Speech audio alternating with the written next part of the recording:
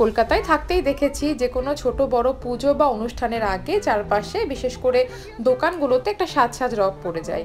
এখানেও ইন্ডিয়ান স্টোরগুলোতে রাখি বা দিওয়ালির আগে এলে সেই জিনিসটা চোখে পড়ে। এখনও রাখির প্রায় 1 মাস মতো বাকি রয়েছে। আমরা একটা ইন্ডিয়ান স্টোরে এসেছি, এটা প্যাটেল ব্রাদার্সের একটা আউটলেট, বেশ বড়সড় একটা দোকান। এখানে প্রচুর রাখির কালেকশন আজকে দেখতে পাচ্ছি। এর আগেও এসেছি, তখনও দেখেছি। তো এখান থেকেই যেহেতু প্রচুর রাখি রয়েছে, তো সুন্দর দেখে একটা রাখি পাখি ওর ভাইয়ের জন্য কিনে নিয়ে যাবে। এই বছর পাখি সব কিছুতেই ভীষণ এক্সাইটেড, আর এবার নিজেই পছন্দ করেও রাখি কিনবে বলেছে। সেই মতো 1 মাস আগে রাখিটা কিনে এনে রেখেছিল, আর আজকে রাখি, তো রাখির 1 সপ্তাহ আগে থেকেও ভীষণ এক্সাইটেড ছিল। কীভাবে কি করবে, কিভাবে রাখি বাঁধবে, সেই সমস্ত কিছু ট্রায়ালও দিয়েছে। তো আজকে সেই ওর বহু আকাঙ্ক্ষিত দিন।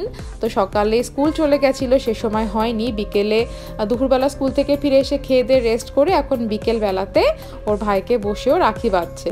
আপনারা সবাই আশীর্বাদ করবেন যেন ওদের বাঁধনটা এভাবেই সারা জীবন অটুট থাকে। ওরা তো শুধুমাত্র সিবলিংস নয়, ওরা যেহেতু টুইন্স, তো ওদের বন্ডিংটা যেন একদম জন্ম থেকে যেরকম আছে সবসময় সেরকমই থাকে। এরকমই ভালো যেন আন্ডারস্ট্যান্ডিং থাকে, একে অপরের উপর ভালোবাসা থাকে। তো আপনারা সবাই ওদের আশীর্বাদ করবেন। আর এই ছোট্ট ব্লগটা কেমন লাগলো জানাতে ভুলবেন না।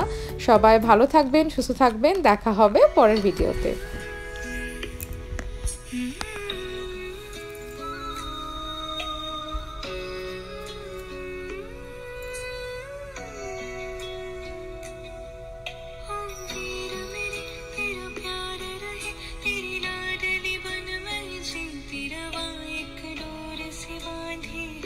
खुशियाँ तेरी खुशियाँ दिल विच खिलती रहा